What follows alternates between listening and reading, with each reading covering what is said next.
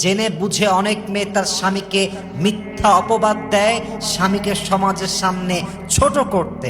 একজন স্বামী তার স্ত্রীর সমস্ত অন্যায় মাফ করে দিবে, কিন্তু বউ যদি স্বামীর বিশ্বাস নিয়ে খেলে, স্বামীর বিশ্বাসে আঘাত করে, স্বামীর সঙ্গে চিট করে, প্রতারণা করে, বেইমানি করে, নিমক হারামি করে, বিশ্বাস করেন একজন পুরুষ সব অন্যায় ক্ষমা করতে পারে, বাট তার বউ যখন চিট করে, ধোঁকাবাজি করে, বেইমানি করে, একজন পুরুষ তার ব্যক্তিত্ব বোধ থেকে তার স্ত্রীকে প্রতারণার পরে, ধোঁকাবাজির পরে আর কখনোই ক্ষমা করতে পারে না। ঠিক কিনা বলেন?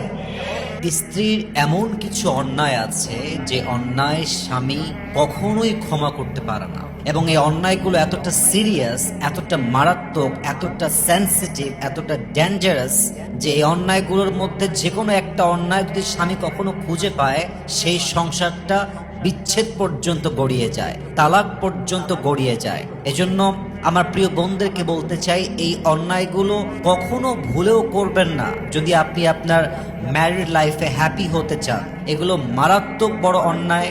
আমি পয়েন্টগুলো বলার পূর্বে আগেই দোয়া করি আল্লাহর কাছে সবাইকে নিয়ে, আল্লাহ প্রত্যেকটা মা বোনকে, প্রত্যেকটা ওয়াইফকে এই অন্যায়গুলোর থেকে বেঁচে থাকার তৌফিক দান করুক। পড়েন সবাই আমিন। এক নাম্বার, একজন স্বামী তার স্ত্রীর সমস্ত অন্যায় মাফ করতে পারে, বাট একটা অন্যায় স্বামী কখনোই মাফ করতে পারে না। সে অন্যায়টার নাম হচ্ছে বিশ্বাসঘাতকতা, প্রতারণা। একজন স্বামী তার স্ত্রীর সমস্ত অন্যায় মাফ করে দিবে, কিন্তু বউ যদি স্বামীর বিশ্বাস নিয়ে খেলে, স্বামীর বিশ্বাসে আঘাত করে, স্বামীর সঙ্গে চিট করে, প্রতারণা করে, বেইমানি করে, নিমক হারামি করে, বিশ্বাস করেন একজন পুরুষ সব অন্যায় ক্ষমা করতে পারে, বাট তার বউ যখন চিট করে, ধোঁকাবাজি করে, বেইমানি করে, একজন পুরুষ তার ব্যক্তিত্ব বোধ থেকে তার স্ত্রীকে প্রতারণার পরে, ধোঁকাবাজির পরে আর কখনোই ক্ষমা করতে পারে না। ঠিক কিনা বলে? মাথায় রাখবেন, দেওয়ালের রং নষ্ট হয়ে গেলে আবার রং করা যায়। যদি কখনো ঘরের দেওয়ালের কোনো ইট ছুটে যায়, ইটটা আবার দিয়ে দেওয়ালটাকে ঠিক করা যায়। যদি কখনো কাগজ ছিঁড়ে যায়, সেটাকে ব্ল্যাক টিপ দিয়ে আবার জোড়া লাগানো যায়। বাট বিশ্বাস এমন একটা সেন্সিটিভ জিনিস, এটা একদম স্বচ্ছ কাচের মতো। এটা একবার যখন ভেঙে যায়, সম্পর্ক বিচ্ছেদ না হওয়া পর্যন্ত এই বিশ্বাসের যে আঘাত, এটা এত সেন্সিটিভ, সম্পর্ক শেষ না হওয়া পর্যন্ত এটার ফলাফল শেষ হয় না। ঠিক কিনা বলেন? এর জন্য মাথায় রাখবেন, বিশ্বাস বড় বড় দামি জিনিস। আল্লাহ তাআলা বলেছেন, ইয়া আইয়ুহাল্লাযীনা আমানু লা তাখুনুল্লাহা ওয়ার রাসূলা ওয়া তাখুনু আমানাতিকুম।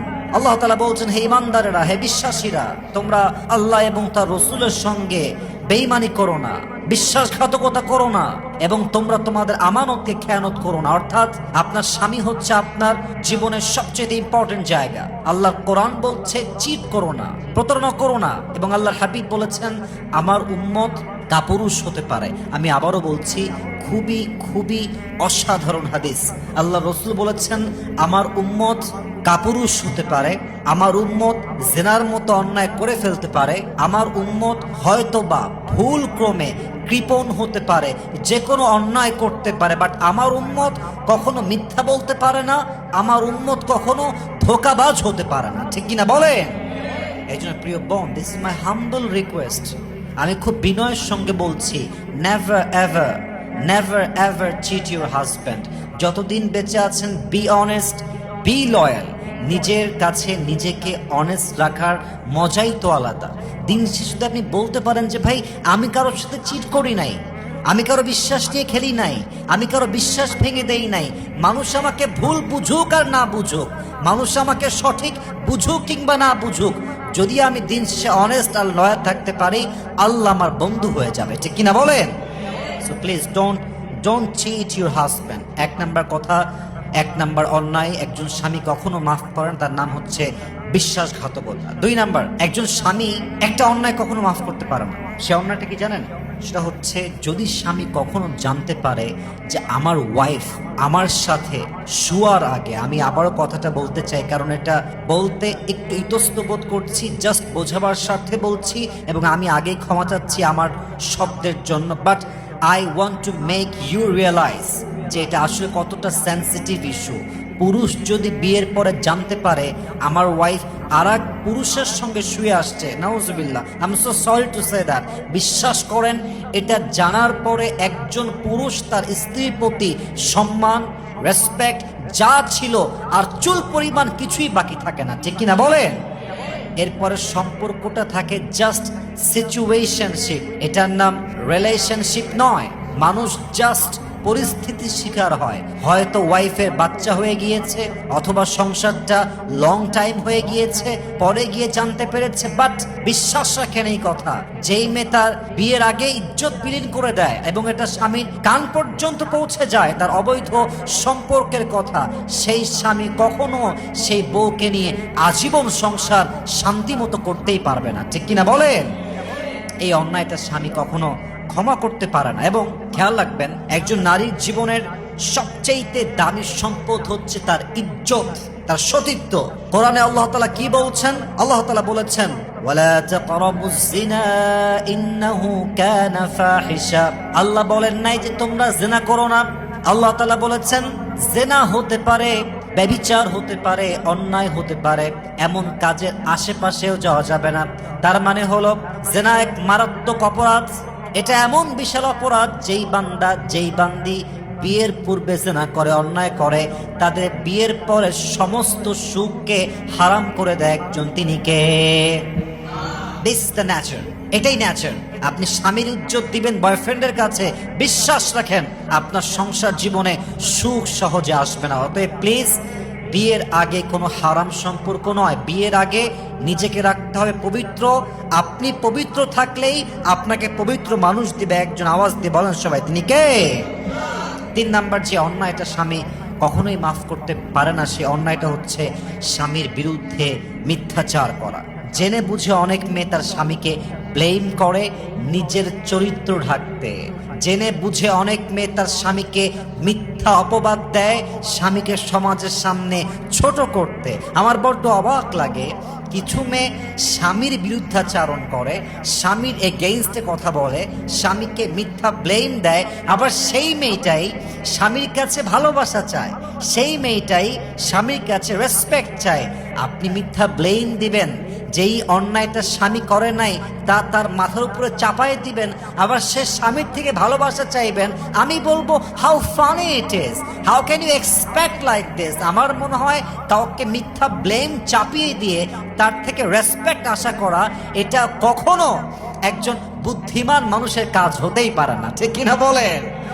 অতএব ডোন্ট ব্লেম ইউর হাজব্যান্ড, যা হয়ে গেছে হয়ে গেছে। নিজের চরিত্র ঢাকতে, নিজের অন্যায়কে ঢাকতে স্বামীকে মিথ্যা অপবাদ দিবেন, তখনই মাথায় রাখবেন সংসার 90% ভেঙে গেছে, এখন জাস্ট তালাক পেপারে সই করাটা আপনাদের বাকি আছে। অতএব never ever in your married life please don't blame on your husband. আমার স্বামী ভালো হোক খারাপ হোক, এটা আমার স্বামী, আমার স্বামীকে আমি বেঁচে থাকা অবস্থায় মিথ্যা অপবাদ দিতেই পারবো না, ঠিক কিনা বলেন? স্বামী কখনো মিথ্যা অপবাদ সহ্য করতে পারে না। 3 নাম্বার। 4 নাম্বার হচ্ছে, এটা বলে আমি আমার লেকচারকে শেষ করতে চাই, সেটা হচ্ছে কিছু ওয়াইফ কিংবা কিছু নারী আছে যাদের মুখে যদি 10টা কথা বের হয় 9টাই বের হয় মিথ্যা।